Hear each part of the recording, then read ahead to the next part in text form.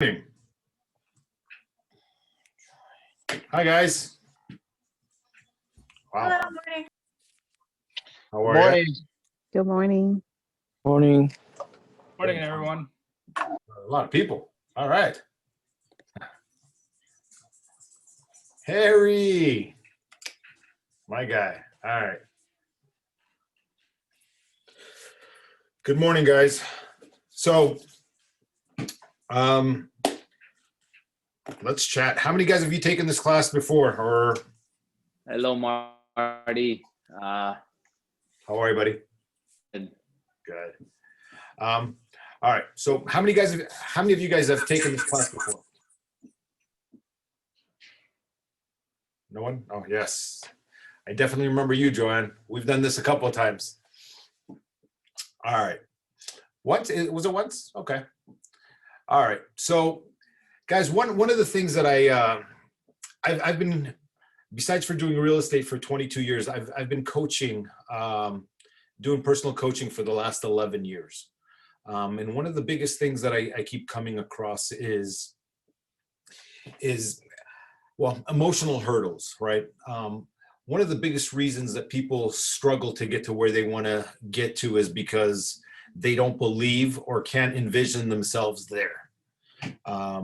So one of the biggest problems that I have with my coaching clients and people that I work with on a daily is helping them be able to see the bigger picture, to be able to allow themselves to go where they need to go, right? Our biggest obstacles come from within. You know, when you look back, you talk to yourself in a way that you would never let anybody else talk to you. And so these are like the little things, right, that are holding you back subconsciously, and you don't really realize it until you realize it. So let's just talk about a few things that a mindset or successful people with a successful mindset have in common. All right. So one of the biggest things that you need to do when if you want to start to change your mindset is you need to create your own luck. All right. So what do I mean by create your own luck? Does anybody know what that means? Anybody? This is why I hate these Zoom. Create opportunity? No, I don't. Go ahead. No. Say what were you saying? So action, create opportunities, like movement. I love that. Right. Okay. So if you're going to sit at home and wait for things to happen, nothing will ever happen. Right. So yes, you have to go out and make things happen. Okay. And by make things happen, it's as simple as setting up your day. Right. For real estate agents, I mean, one of our key things is we have to prospect. We have to touch our past clients. We have to work on our database. We have to get in front of people. We just have to be in some kind of motion, right? So even that is creating your own luck.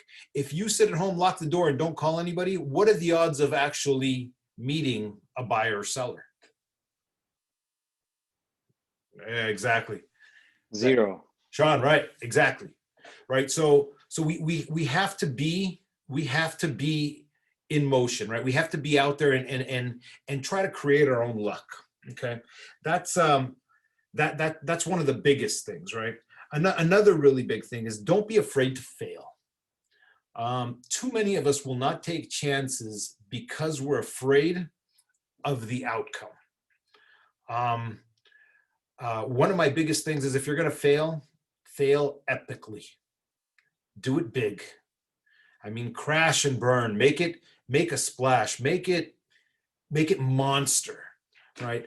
And if you're gonna do it that way, the only thing I would ask is learn, right?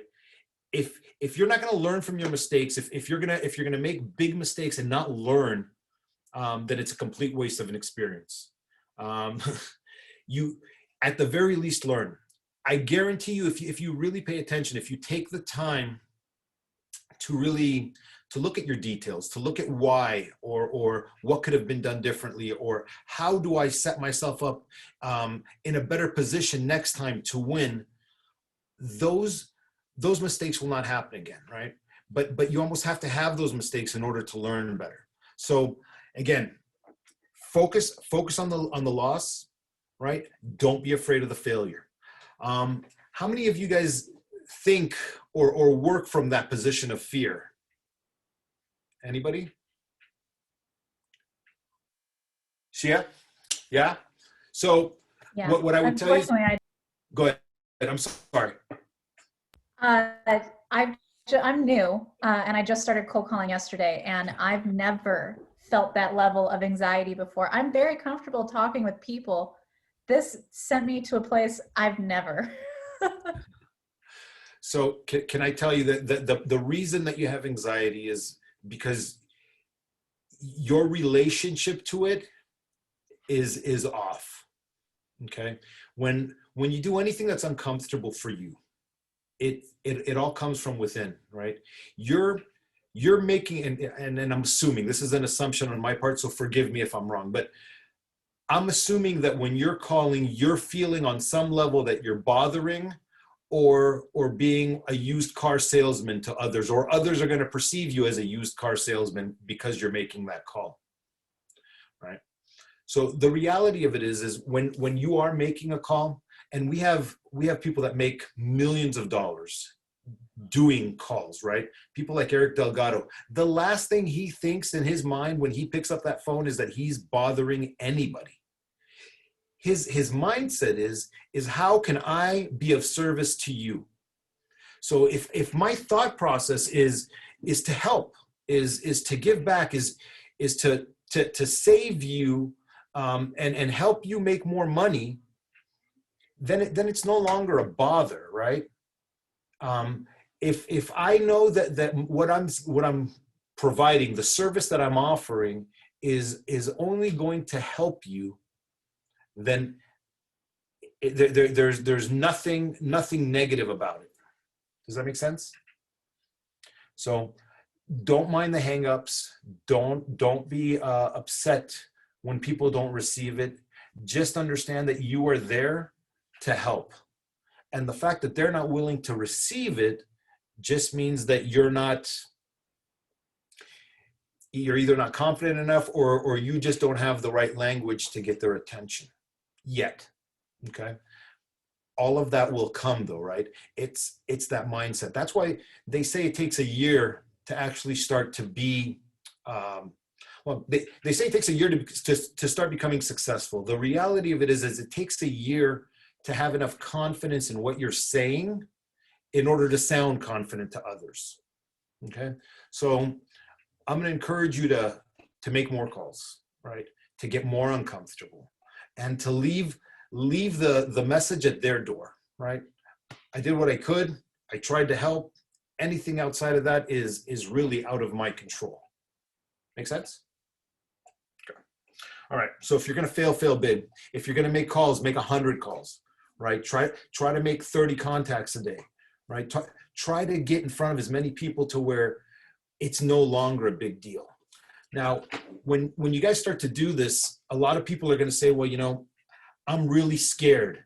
I'm uncomfortable, right? The thing that you need to remember is that fear is not real. Does that make sense? It is a learned behavior. Just because you're uncomfortable with it does not make it real. So push through it. Understand that it's just your mindset. It's your uncomfortableness telling you that you're uncomfortable. So you're going to make all kinds of stories up in your head on why you shouldn't call.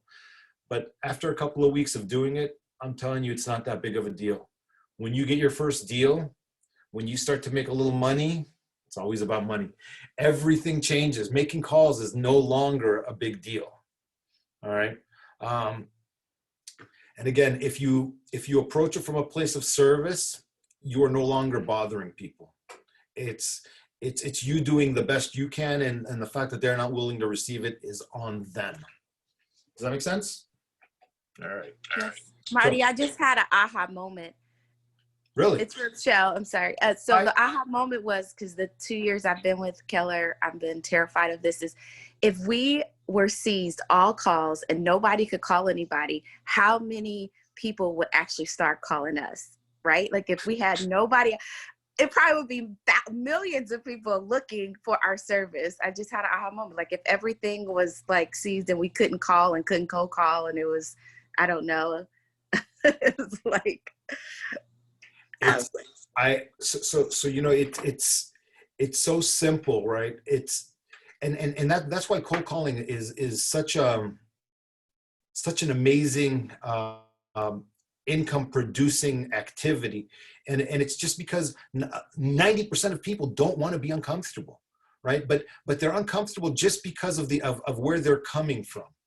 It's really not bad. I mean, it really isn't. And when you see people like Eric and his team do this, I mean, they do this daily at such a high level, right? And he'll, you know, Eric's one of the most fascinating people in our office because he will show anybody how to do it. But he also knows that 90% of them won't do it. Does that make sense? So I'll teach you how to make more money. But you'll never really be my competition because 99% of everybody that I teach will not have the wherewithal or the ability or the mental mindset to keep doing it long enough to be productive, right? So Marty, I got a question on that. Sure. When you're talking about like Eric's not worried about his competition, I mean, what do you say to people like us who that's what we're worried about is our competition is Eric Delgado? What do we do about that? I'm going to tell you this. People that are going to want to work with you will not want to work with him, right? What Eric brings to the table is Eric. And Eric is the best Eric out there. But Eric is not me, and Eric is not you. And you know, I've gone on probably 3 or 4 listing appointments where he was right before me or right after me. And there's people that absolutely loved him and just would not relate to me, and vice versa, right? Eric's an amazing salesman, but you know he fits a certain box, just like I fit a certain box, right? He's going to do him well, and I need to know that when I lose a listing to him, it's because they weren't my people, right? I give it the best I can. I leave it there. And what's meant for me will always find its way to me. I can tell you with certainty that somebody who's going to be attracted to you or any of you will not be attracted to me. I'm either going to be too pushy or too harsh or too much of a salesman or not enough of a salesman, right? You guys will be more relatable to them. People want to work with people that feel like home. Right? So your people will be your people. You just have to make enough calls to find your people. Does that make sense? All right. So next thing. Yeah. Any other questions, guys? All right. So let's move on. So number 3, self-love. One of the keys to success is self-love. The biggest, I would venture to tell you guys, the biggest key to success is self-love. Not by blowing your own horn, not by thinking you're the best and being arrogant, but all about taking time for yourself, right? I started this conversation earlier by saying that you talk to yourself in a way that you would never allow others to talk to you, right? We beat ourselves up on a daily basis. You know, I can't tell you, you know, the conversations that I have with myself, I would hurt people if somebody told me what I tell me, right?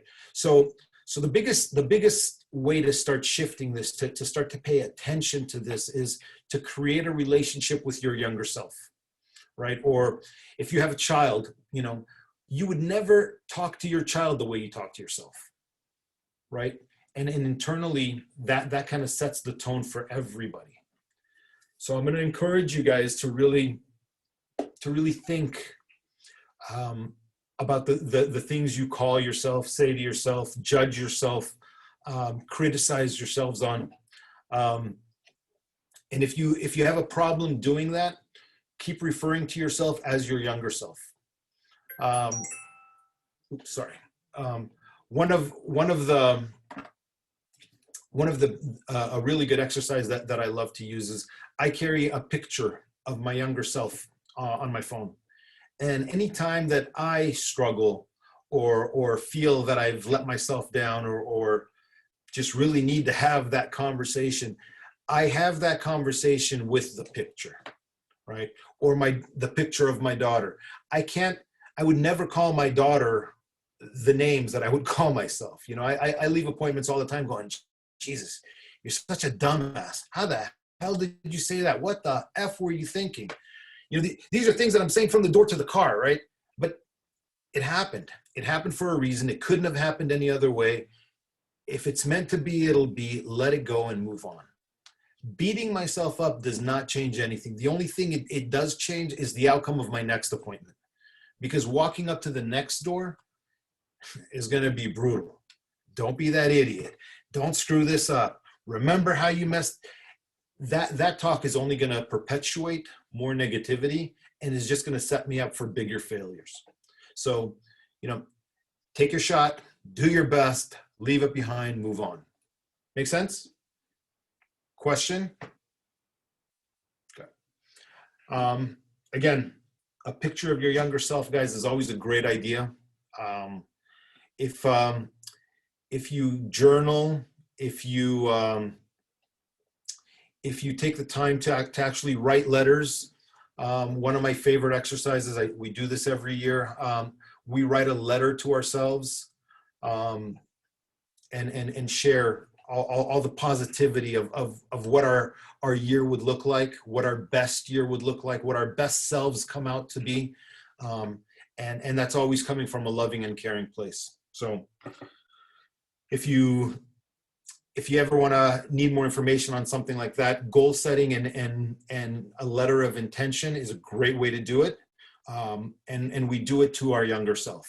So if you need more information on that, we can talk about that next time. Clear? All right. All right.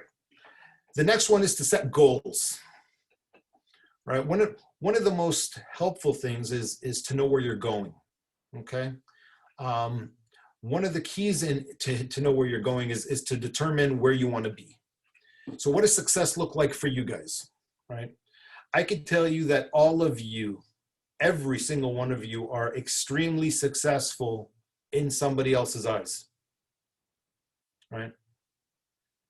Arian, this is you, to me, you know, you're a rock star, man. You're a DJ. You make it happen. You know, in my perfect world, if I had all the money in the world, I would want to be you.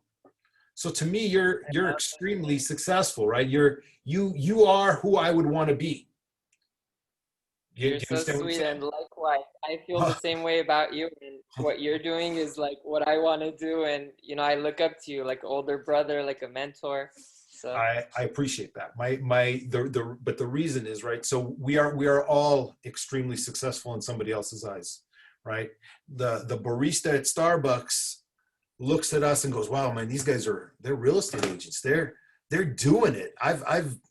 This is where I'd want to be. Right. And then we're looking at other people going, wow, man, this guy's an investor. This is where I want to be. Right. So these goals, these future achievements that we set for ourselves are extremely important. If you don't know where you want to be, you will never get there. Does that make sense? Okay. So in order to understand where you need to be is you need to set, first of all, you need to start with small goals, right? And the small goals is, where am I going to be this week? What is my objective for the week? You know, if your objective is to lose weight, then the only thing you need to worry about is you have to wake up, you have to work out, and you have to eat well. Super simple. You don't have to overcomplicate this. This is not, you know, this is not going to the moon type thing. You wake up, you work out, you eat well. You do that long enough, you will lose weight. Can we agree? Right? Same thing with real estate.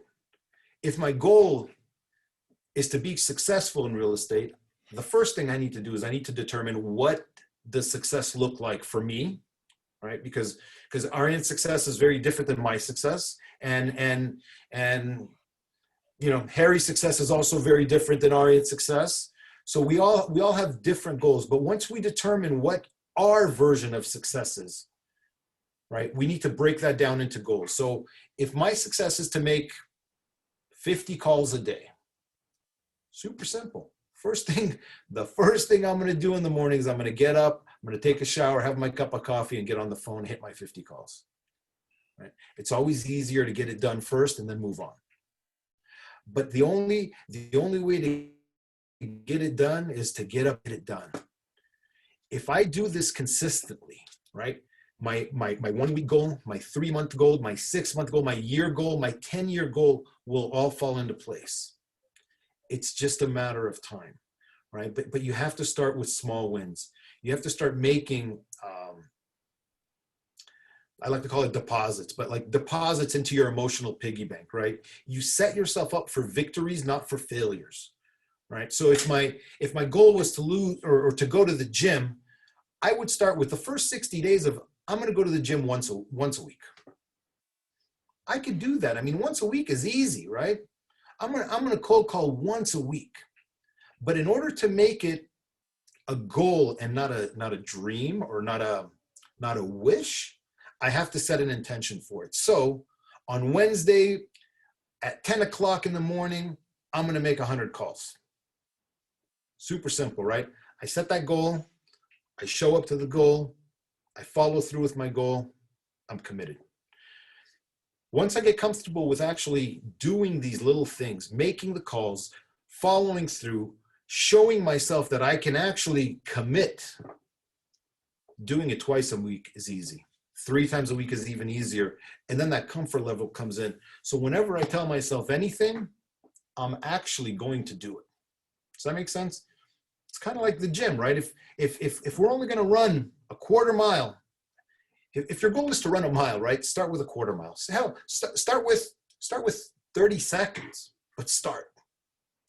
Follow through, commit, repeat. The more you do it, the easier it gets, the simpler it becomes, and the goals become easier. So what I'm going to encourage you guys to do is make 1 week goals, make 3 month goals, then 6 month goals, and then 1 year goals. Okay? If you don't do this, it's like getting in a car without putting in an address in the navigation and just driving around endlessly, right? If we know where we're going, we could start to form our habits and our routines around that. And then achieving that is easy. Any questions? I have a question, Marty.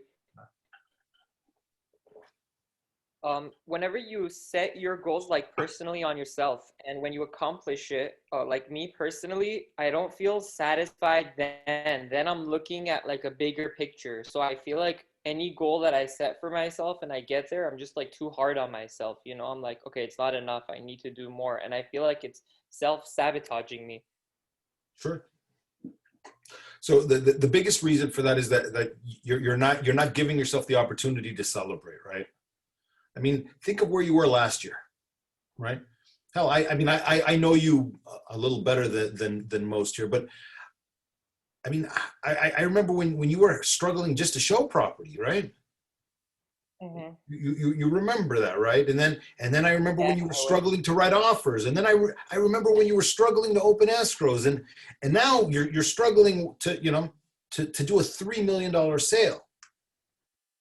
I mean, you're looking at where you're at, but you're not giving yourself credit from where you came from, right? In the beginning, your clients didn't even take you seriously, right? You were the DJ, you weren't the realtor, right? But now you're the realtor. Now your conversations are different. The way you're showing up to, whoa, that's cute. The way you're showing up is different, right? So you have to celebrate these little things. You have to give yourself that love that we just talked about, right? You have to give yourself the credit that you deserve. You've come a long way, right? And in your journey, did you feel that personally? Like, Oh, come on. Guys, in my first year of real estate, I sold $8,700. My entire first year of real estate. Right? My entire second year, I did under $15,000. I could not figure this out to save my life. This was like impossible. But then I was looking at people around me that, you know, couldn't even match their socks, and they were making like 60 grand a year. So, you know, it was just a matter of time, right? It was finding myself in the bigger picture. It was being consistent. It was suffering long enough and talking real estate long enough to sound intelligent and actually make something happen, right? But if you don't take time to realize how far you've come, you're not coming, right? This is what guys, made you not give up, Marty? What? What made you not give up? Like, what kept you going after the 8,700 and the 15,000? It's you know, for me, I didn't have another choice. You know, I dropped out in 10th grade. I was tired of working for moving companies and storage companies and trucking companies, and you know, I was tired of busting my butt to make a living. You know, I wanted to wear suits and ties, and I wanted to, you know, I wanted something better. I wanted to look better and feel better. And it was, you know, this was really my only option. So it was just a matter of time for me. There's no way I wasn't going to make it. I needed to suffer long enough to figure out how to make it. So basically what you're saying is have only plan A, no plan B. So that's actually a great thing. And that'll segue to the next thing I'm going to tell you. Wait, what's the Aria story? Jennifer said, what's that? ARA story? What is that? Ara story. Ara story. Ara. Yeah. Ara. Okay. Yeah, what's that? Thank you, Jennifer. So, well, let's back up a second. When I started in real estate, I was still working part-time at a moving company. So I would move people, and I would sell real estate when I didn't have moving jobs. One day it was a Saturday, and we went to move somebody, and it turns out that it was somebody I knew. And the guy goes, "Oh shit, Marty, what are you doing here?" I'm like, "Oh yeah, you know, I'm just helping out today." He goes, "Oh, you own this, right?" Because I was way too embarrassed to tell him I was a schmuck that worked at the moving company, right? I'm like, yeah, of course, yeah, sure. That day, I realized that there was no way in the world that I was ever going to move anybody again, including myself. But then I also had a long conversation with my manager at the time. And what he explained to me is that you have to burn the ships, right? If this is it, if you're committing, if you're going to give this everything, you absolutely have to take away your other options, right? The fact that I knew that I could always make $300 a day going and moving other people always gave me the freedom or the laziness to fall back on that. Once I burned my ships, once I realized that this is it, come hell or high water, I'm going to do this, I kind of committed to the process. Once I started committed to the process, then my manager, Jeff, took me to, I started out at Rodeo, by the way, guys, Rodeo Realty. This is 98, probably 99. My manager took me out to Northridge to see a guy named Ara. Because when I wanted to start really putting my time and energy into this, Jeff brought me to see Ara because I didn't have the money to prospect. I didn't have the money to mail because mailing is expensive, printing, stamps. I tried door knocking, but you know, people were not opening the door for me. So we decided I'm going to cold call. So Jeff took me to Northridge. Northridge has this guy, his name is Ara and his wife, Rachel. He would cold call and she would go on the listing appointments. Now she spoke perfect English, but Ara was an Armenian guy who barely spoke any English. But what Ara used to do is he would take the white pages And he would literally start in the A's and kind of work his way through the alphabet. And his pitch was, hi, this is Ara. I work for Rodeo Realty. Do you want to sell your home? Nothing sexy, nothing exciting, no sales pitch. And Ara would do this probably, I don't know. Typical Armenian style. Kind of, yeah, but like 1,500 times a day. Hi, this is Ara. You want to sell your home? Click. Hi, this is Ara. You want to sell your home? Ara would make 400 grand a year. It was a numbers game, right? When you see Ara, who can't, I mean, literally could not speak English. If somebody said yes, he would say, hold on, and he would give her the phone. If she could get the appointment, she'd go and he'd stay on the phone and keep calling. Hi, this is Ara. You want to sell your home? So sitting back and watching this, it was like, okay, if Ara, who doesn't speak any English, can do this, I can do this. I mean, hell, it's a hell of a lot easier than digging ditches or moving people's furniture or suffering in the heat.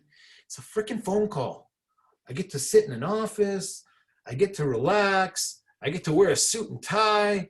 I mean, how bad is my life, right? I could do this. So once I wrap my brain around the Ara concept, by the way, it's really just that simple, right? So I just started to call. If I wasn't making enough money, I just needed to call more. As I started to get good at this, if I wanted more things in my life, I'd call more. I wanted a nicer car, I'd add 30 calls a day. I wanted to go on a nice vacation, I'd add another 10 calls a day. Anything I wanted, I would make more calls. All right. So that's how I went from making 15 grand a year to making a few $100,000 a year. And by the way, once I got the calling and the Ara concept, every year my income doubled because I would make more calls. It was easy, right? Making 50 calls or getting hung up by 50 people a day was really hard at first. But after a couple of years, having 1,000 people hang up on me was not a problem. It just got me closer to my yes, right? Now, in order to make this easier for you guys, and this I forgot to mention, if you're really going to become a cold caller, right, and you're going to really spend some time and energy on this, turn it into a game, okay? What I would really recommend is that you start to count, right? From everybody that you physically have a conversation with, not people that hang up on you, anybody that you talk to for more than 15 seconds, that's a contact, okay? How many contacts does it take me to get to one appointment? Okay, super simple, right? If I need to talk to 150 people to get an appointment, that's my number today. Okay, the more people that tell me to go fly a kite, by the way, that's a conversation, that's a contact. The more people that tell you to go fly a kite, the closer you are to your appointment. Does that make sense? So now, though you welcome those. Oh, thank you so much. You can fly a kite too. Click. Now we're that much closer to an appointment. If I can get 150 people to tell me to go fly a kite, within the next 2 or 3 people, I'm getting an appointment. Does that make sense? So as you get better, your ratios start to shift. The numbers become better. And so at some point at 60 or 70 contacts, you're getting an appointment, right? So as you get better, the conversations become easier. You start to welcome any conversation. And you understand that it's going to get you, it's faster to get you to your end goal, which is an appointment. Once you have your contacts to appointments, then you need to know how many appointments to a listing, right? And that's ultimately money right there. So if I need to talk to 150 people to get a contact or to get an appointment, and it takes me 3 appointments to get a listing, how many contacts do I need in order to make money? Anybody? 450. Yes. Right. Well, 150 times 3 equals, right? Okay. So super simple. This is not complicated. It's a numbers game. I welcome the rejection. I encourage the conversation, no matter what the conversation is. If they pick up, say hello, and hang up, that's not a conversation. But if they take the time to tell me to go fly a kite, to me, that's a conversation. All right. Okay. By the way, real quick, that Ara story, Yes. it's a book material, Marty. Millionaire mindset book material, my friend. You know, it goes to show you again, Ara made it very, very evident to me that anybody can sell real estate. This is, you know, we're not rocket scientists. We're not brain surgeons. We just need to be consistent, right? Even if you don't speak English, be consistent. Ara found the people that work for Ara, right? Ara makes enough calls to where he could find enough people that relate to him in order to get things done and help him make a living. That's kind of what I tried to explain to you guys in the beginning. Eric's people are Eric's people. Your people will be your people. You just need to get in front of enough people to find your people, right? The beautiful thing about our business is after you do this for a while, after you have 5 to 7, 10 years into this business, your people are going to find you more of your people, right? Probably 40% of my business today, guys, comes from, it just walks in the door. I don't prospect anymore. I don't have to do much. It comes to me. People that know me, that like me, that trust me, tell their friends, hey, he's the guy for you, right? So if you do this long enough, it'll be like a self-fulfilling prophecy. It'll just start to come on its own.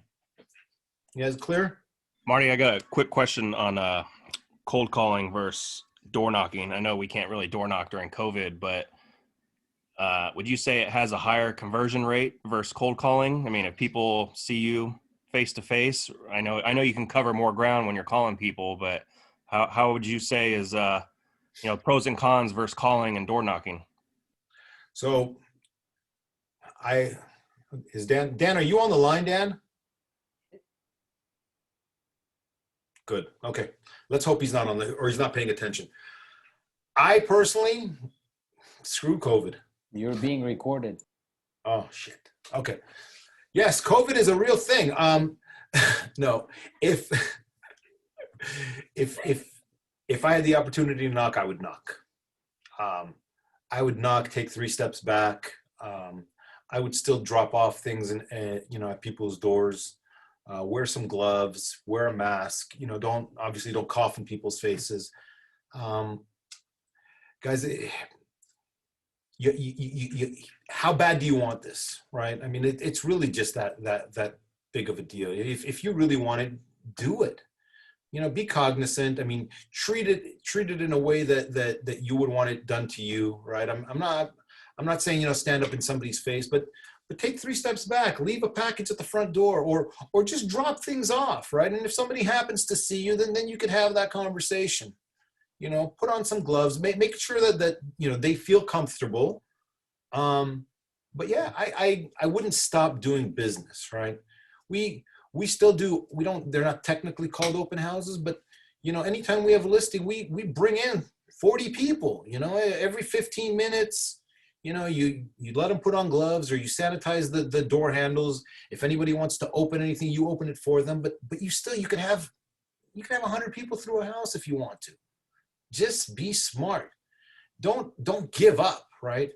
The one thing that COVID did show me is anybody who kind of raised their hands, oh shit, okay, the world's coming to an end, everybody's turning into zombies, I'm gonna stay at home and not do anything.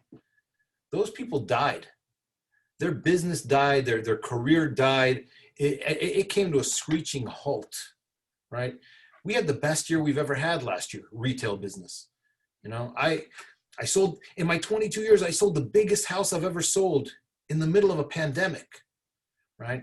Jennifer, my partner, had the best year of her career in the middle of a pandemic. She's been licensed for 10 years, right? She became an overnight success last year. Right? It took her 10 years, but last year she was an overnight success. In the middle of all of this chaos, people did incredible things, right? So it all depends on how you want to approach this, right? If this is the excuse you need to not do anything, well then, get a Netflix password and relax. But at some point, you're gonna have to jump back in, and the sooner the better, right? So don't look for the excuse to why. Find a way to do it to get in front of people, whatever that looks like. Okay, that's just my opinion. It might not be the PC thing to do, and I'm sorry if I'm a little laxed about this whole thing, but my financial security is much more important to me than any of the other stuff that's happening around here. I'm not saying to throw caution to the wind, but you could do it and still be responsible. That's all I'm saying. Okay. All right. Anything else? Okay. So another thing that's extremely important is being able to visualize your success, right? If you could be the most successful agent, what does that look like? Anybody have an idea? What does success look like to you? All right. I would say having financial freedom. Okay. If you had financial freedom, what would you do on a daily basis? Probably do things that make me feel good. Okay. Like that's very that sounds pretty what general, but like really? I know that sounds super general, but just things that like for me personally would be, something that helps the community or something that allows me to give back or use my creativity where I'm not just worrying about making money. Instead, I'm focusing my energy more on like doing things that are better for the community. So can we say being of service? Yeah, exactly. All right. I like that. Anybody else? I know that I think I would still want to do this, and I know that my mindset feels like I would shift to this being fun. Like I feel like if I was already successful and like had that financial freedom and the support, it'd be like, I do this for fun now. What's your name? I'm sorry. Shay. Huh? Shay. Can I tell you something, Shay? With all due respect, honey, as soon as you make this fun, it'll be easy. Right. Yeah. Right. I know it's like the shift of that. It's like I can see it already. Gotta be. It's so simple, right? We put so much pressure on something that's so unimportant in the scheme of life, right? It's such a small part of who we are, but yet when you enjoy it, people want to do it with you more. Does that make sense? And again, I think as newbies, the biggest problems that we have is that we put so much, there's so much pressure to do this or to do this well or to make $1, that when it doesn't happen right away, we start to panic, we start to question, we start to second guess. Again, we're selling houses, guys. We're not saving lives. We're not saving the world. It's a house. Make it fun.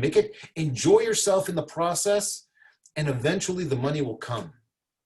Right? It's the consistency of this that will ultimately make you money.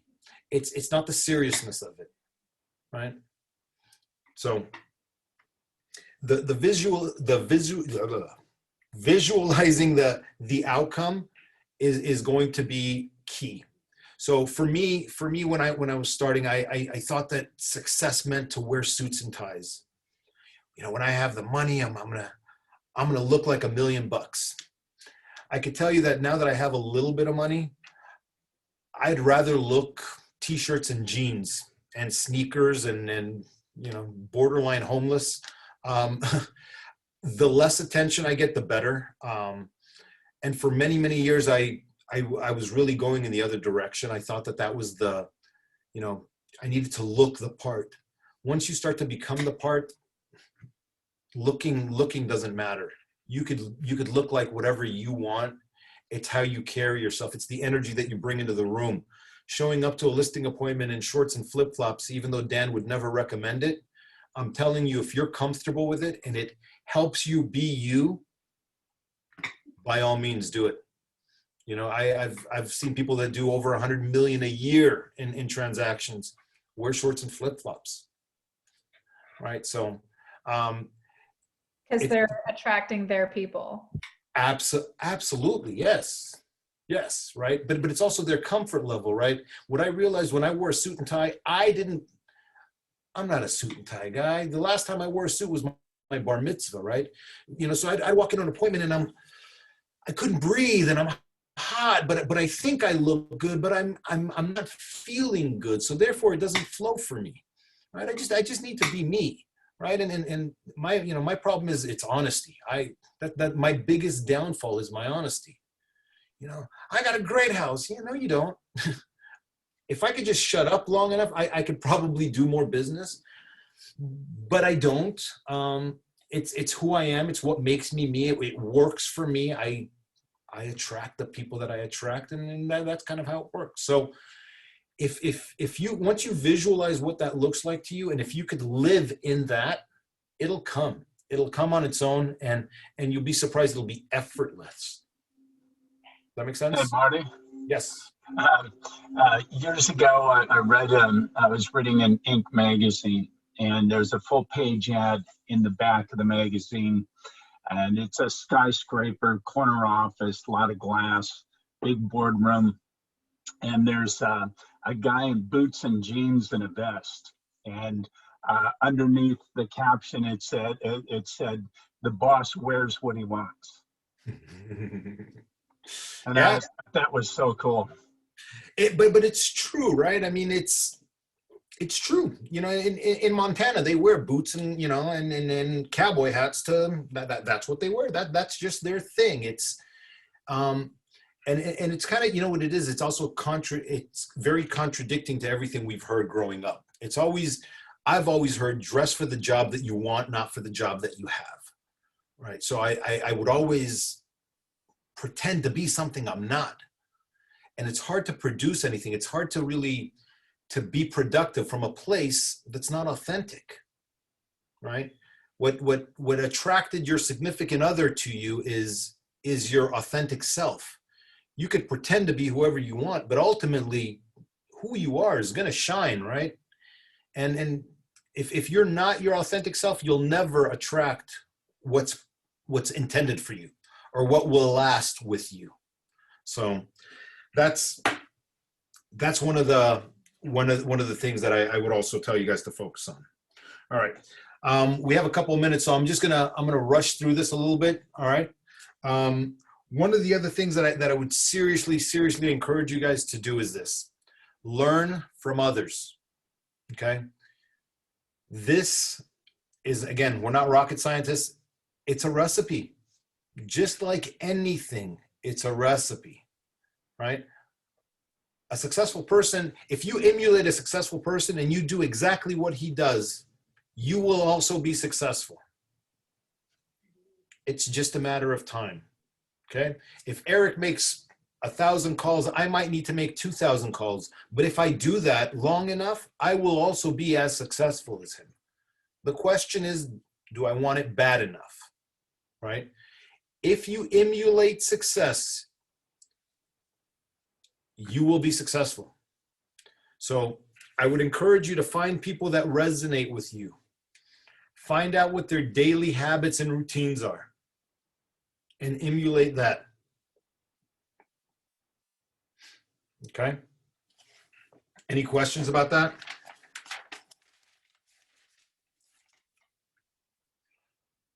Sorry. Okay. What if that person doesn't share with you? How do you extract that information? Then then obviously that's somebody that you should not be emulating, right? Anybody who's authentic and is, I think at the very least, a decent human being would want to be of service, right? You guys, I would love to show you guys everything I do every day, right? Again, what works for you will not work for me. the people that you attract will not be attracted to me.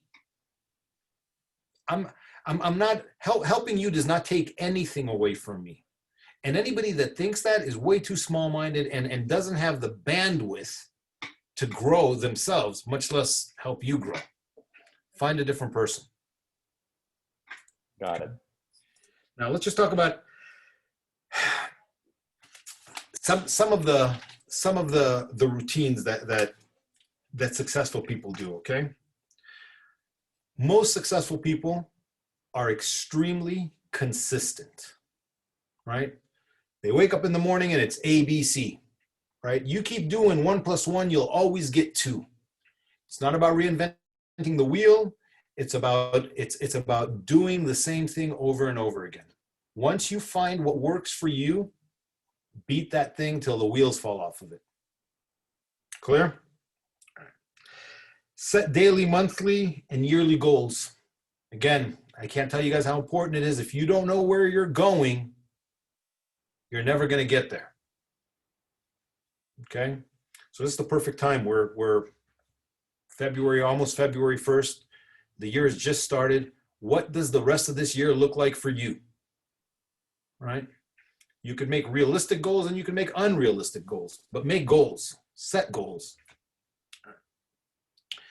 Nurture the right relationships. Okay? Those relationships are with self and with people that you admire and respect. Okay? Mentors, coaches, people that can help you get to where you want to go.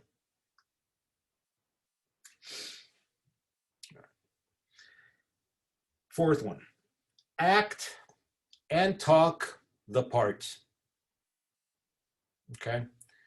Once you know what success looks like for you, start to act and talk as if you're already there. I'm not telling you to start spending money. If my goal is to make $100,000 a year, I'm not saying spend money that you don't have, but I'm saying feel like you already have $100,000 in your bank account, right? Talk, be confident.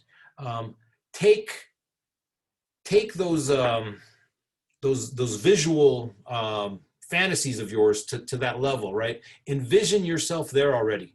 Get comfortable with what that looks like now, right? Show up to these events and work as if you're already there. When you're walking in the door, you walk in like you're already successful. Not that poor kid who hasn't done anything yet, right? So that visualization and carrying yourself as if you're already there is probably the biggest key to this. Okay? I have a question about the opposite. Absolutely. So sometimes I tend to look at my bank account and see it go down. And so I come from a place of lack because I'm like, oh, now it's this 1,000 and now it's this 1,000, And so do you think that that's manifesting in my true life because I'm like looking at my bank account? Absolutely. So how do I stop doing that? Because I'm still getting up and putting one foot in front of the other, but my anxiety of that bank account is like, okay, let me go and just, do a notary or something, right? Let me ask you this. Because you have $1,000 in your bank account or $5,000 in your bank account, does it make you any better of a person? Oh, no. Okay. Do you think that because you have $1,000 or $5,000, I'm going to look at you any less? No. Do you think that anybody in this chat here or Zoom gives a shit how much money you have in your bank account? No, it's just about security when I look at it. That's all I'm saying, not about that. I get it. The point to all of these things is that it's in your own head. Mm-hmm. Right? It's your relationship with yourself to this. You're putting anxiety on yourself for something that's really irrelevant. Yeah, I think I'm not going to be able to eat tomorrow or something. That's what I'm talking about. Right. So let me ask you this. How old are you? I'm 46. Okay. So in your 46 years, have you ever not survived? Nope. I always survived. What makes you think tomorrow's going to be any different? I don't. And I have those moments. I came here with $1,200 in my pocket, no job, nowhere to stay. I was 24. I knew nobody. And I've been here, 23 years later. So I go back to that. But, why do I keep on going back to that? Like, I'll close a deal and I'll be like, okay, this is the most money that I've seen in my bank account. So I got to keep going. And then I get fear there again, right? And I'm doing okay. Rochelle, it's a learned behavior, honey. This conversation is a little deeper than this Zoom call, but ultimately it's something that you've learned from somebody you've loved. And again, not to jump into this on this call, but if you look back into your past and the people that you grew up around or with, this is a learned behavior. It's an upbringing thing, and in order to get out of that mindset, it's not as simple as you and I just having this conversation. You really have to have a much deeper relationship with your younger self. Does that make sense? No, I appreciate that, brother. If you're ever in the office and I'm here, you come sit down and talk to me, and we can have that conversation. Thanks, Marty. My pleasure. All right. Positive self-talk. Again, guys, beating yourself up is probably the most detrimental thing you could do to yourself. Okay. The other thing I seriously recommend is, at the very least, take 10 minutes to meditate a day. And by meditate, I don't mean you have to sit on the floor. You don't have to cross your legs. You don't have to, just breathe. Okay. Just give yourself 10 minutes to breathe. 20 is better. If you don't have the 10 minutes, you should be looking at an hour because obviously there's things in your life that won't allow you to go there. But if you can give yourself 10 minutes to just breathe every day, it will shift your entire existence. Okay. Before I do my morning meditation, for me, it's always about setting that intention. But for the beginning, just take a breath, close your eyes, and just focus on a reset, right? Everything works better when you unplug it for a minute. Even your iPhone, right? Every once in a while, you got to turn that thing off and just turn it back on. I highly recommend it. And then the last thing, contrary to Jennifer's belief, you have to wake up early. You have to wake up early. You have to give yourself that little bit of time to just catch your, to kind of put yourself into that morning routine and into your day. You have to set that intention. You have to if you could do it early enough before life starts, it'll get you a great forward momentum. All right. I'm over my time and they're telling me that I got to go. So guys, thank you so much. I appreciate the time. If I can help any of you, I'm always here. Reach out, email, call, and whatever I can do to help, I would love to be of service. All right. Thank you, Marty. Thank you, guys.